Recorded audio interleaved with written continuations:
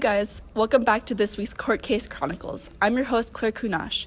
This episode we will be delving into the case of Brown v. Board of Education, a case that changed the landscape of politics and education in our country. Its effects can still be seen to this day.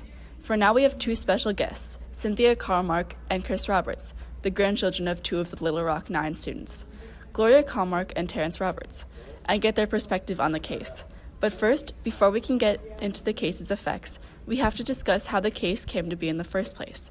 We now turn to our correspondent for some background on this landmark case. Thanks, Claire. The case Brown v. Board of Education originated in 1951 when the public school district in Topeka, Kansas, refused to enroll the daughter of local black resident Oliver Brown at the school closest to their home, instead requiring her to travel to a segregated black elementary school farther away. The case brought to the Supreme Court was a consolidation of similar cases from states such as South Carolina, Virginia, Delaware, and the D.C. area. What the court was trying to figure out was if segregation of public school education based solely on race violated the Equal Protection Clause of the 14th Amendment, and if Plessy v. Ferguson still applies to the present society. Plessy v. Ferguson was a landmark 1896 U.S. Supreme Court decision that upheld the constitutionality of racial segregation under the separate but equal doctrine. The principle of separate but equal is cited as the respondent's main argument for the case, that since the schools of African Americans and Caucasian children had the same quality of teachers, buildings, and educational facilities, it did not violate the Equal Protection Clause of the 14th Amendment.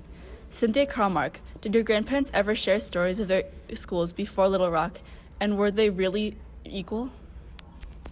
Yes, she shared many stories of her experiences in the Little Rock schooling system.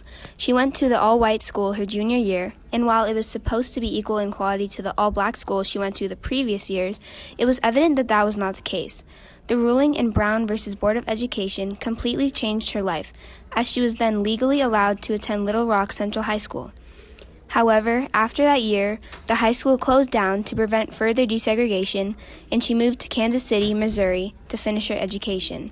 This allowed her to get a bachelor's in chemistry and mathematics, and she later became a patent attorney. Even though this changed her life, there was still much to do in the country, and there still is. The ruling took 3 years to be implemented, and the segregation of schools now is almost worse than it was back then. Thank you for your insights, Cynthia. Now we turn to our next guest, Chris Roberts, grandson of Terrence Roberts. Chris, did your grandfather ever mention to you the emotional and social impact that the ruling of this court case had on him and children like him during this time? Hi, Claire. He did in fact mention how moving to Little Rock High School emotionally frustrated him at times due to the daily harassment he experienced from white students. He described suffering from day one and just managing to survive through the year. He also mentioned that although the ruling changed the law, nothing else seemed to change. Although in a sense he didn't feel as inferior as he was able to go to school with white students, this feeling did not last long as the school closed down before the next school year.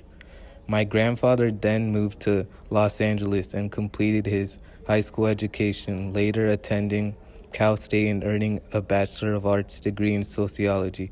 3 years later, in 1970, he then attended UCLA and earned an MS in social welfare. Decades later, my grandfather considers the United States always separate but never equal. Thanks, Chris. The amazing stories told by these two are shared among many in the United States today. There is no question of the impact Brown v. Board of Education had on the education many received and are still receiving over the past couple of decades. However, the work isn't over. In 1954, the year of the crucial case, 0% of African American students in the South attended a school that was at least 50% white. In 1974, that number jumped to 38%, and in 1989, 44%. But after 89, we've started to see a decline. As of 2011, the number fell down to 23%. Which we last saw in 1969. Clearly, while in theory the case was supposed to desegregate schools, in practice, such a notion doesn't hold up. Now, as a result of schools being funded by taxes, African Americans living in underfunded areas receive a poor quality of education in comparison with those of European descent. For now, the case cannot be fully integrated until the wage inequality gap is addressed.